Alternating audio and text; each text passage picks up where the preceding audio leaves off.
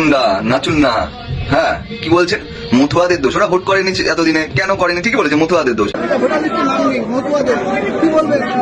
ভোটাধিকার তাদের দোষ তলব করে নেওয়া উচিত, এতদিন করেননি কারো দোষ তলব করে নেওয়া উচিত, এতদিন করেননি।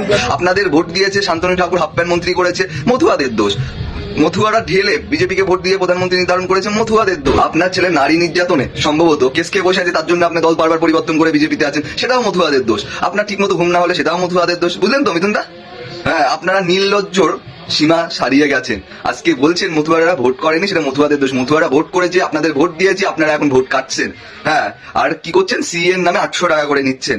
এরপরেও আপনাদের লজ্জা হবে না, তা মথুয়াদের দোষ। আর হ্যাঁ, সাধারণ মানুষদের বলছি, দেখেছেন তো, এরা আপনার কাছে গিয়ে ভোট চেয়েছে, ভোট দিয়েছেন, এখন যখন আপনারা বিপদে বলেছেন তখন কি বলছেন? তখন বলছে কি আপনাদের দোষ, আপনারা কেন করেননি। মানুষ চিনুন, বিজেপি নেতাদের চিনুন।